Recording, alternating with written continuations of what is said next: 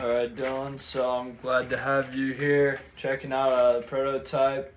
At this point, when we're making a prototype, it helps to get some people with some different eyes on it, just to like test out the technology and let us know if there's anything different they do about it. Totally. And yeah, just like get started. So you grew up like by the beach, Manhattan Beach.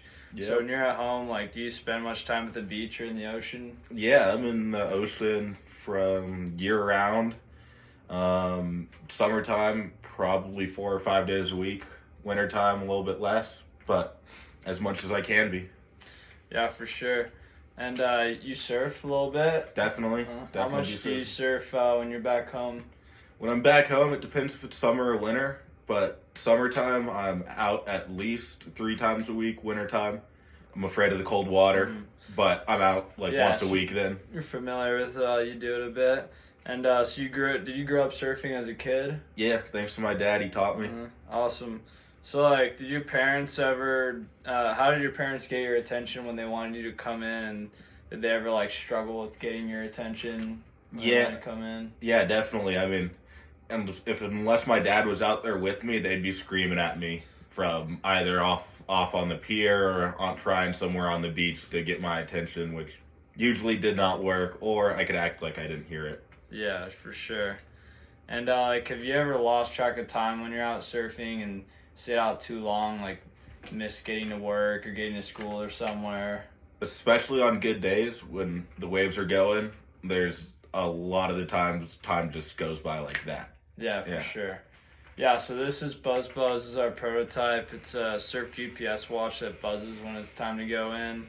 The way it works is it connects to a parent's phone with an app. The app features tracking updates of the GPS that's in the watch. The parent can buzz the watch from the app. There's a button that they press, and then the kid can send an emergency buzz to their phone in case of emergency and they want help. And then the watch can also set buzz times to notify them to go in a set time. Say they have school at 9 o'clock and they want to get out, so it's a buzz at 8:30 or something to get in.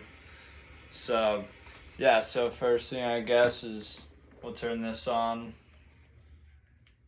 Get your first look, shows the time, and then we have this little remote controller. You can pretend that this is the phone. Yep.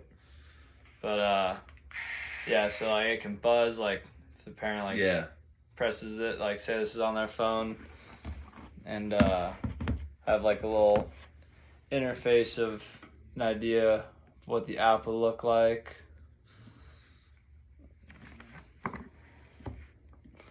Should have done this before.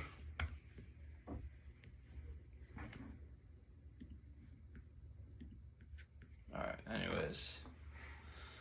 But yeah, so what are like your first thoughts on it?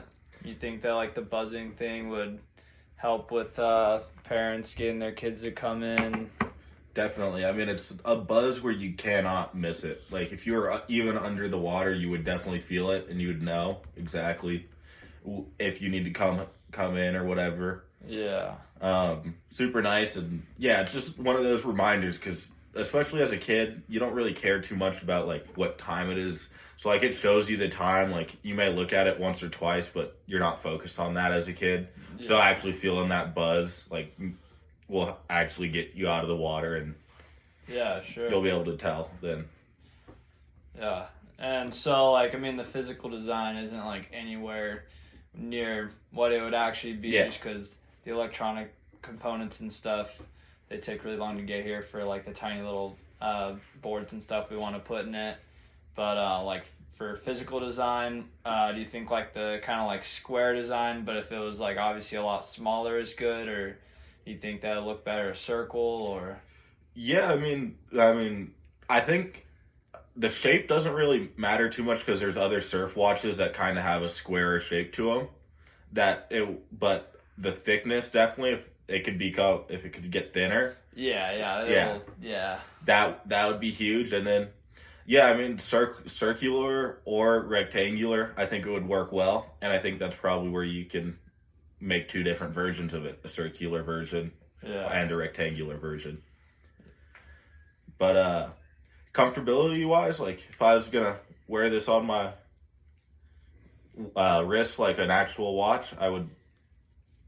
I would say the square's nice because you'll get more area to feel that buzz. Yeah. Compared to a circle, you're just gonna have just a little bit less surface area feeling that buzz. But that's just nitpicky.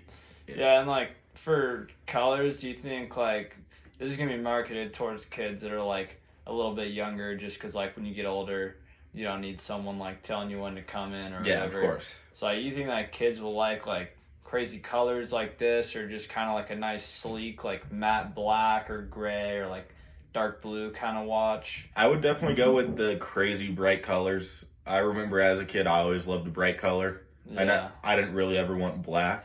I mean, you can't ever go wrong with black. Black's a great color for a lot of different things. People like simple, but your primary market is kids. Kids like flashy things. Definitely go with something flashy like a neon something or other. Kind of like this blue that you got here is. Yeah.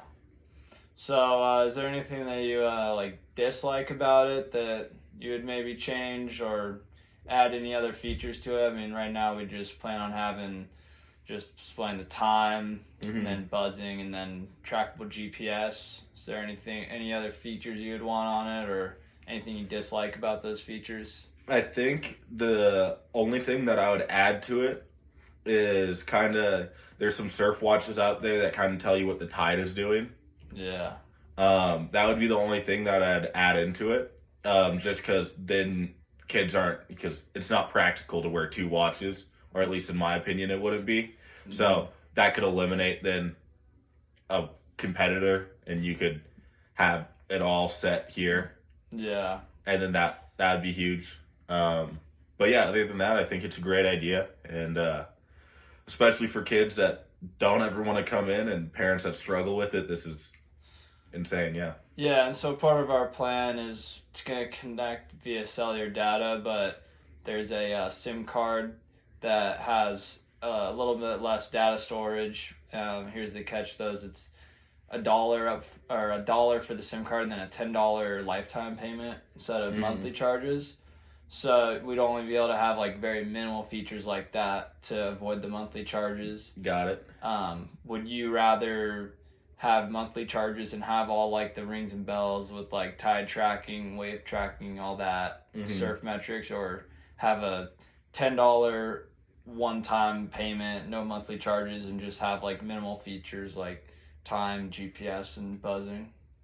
That depends. Knowing just the area of the surf market and where surfers grow up, especially in California, it's a really wealthy area. So I think that monthly subscription wouldn't be that big of a issue, because most of the time it's going to be parents buying these. Yeah. It's not going to be the kids themselves that are going out to buy it. It's going to be parents buying it. So I would say the monthly subscription wouldn't be the worst idea if you can add in all those features.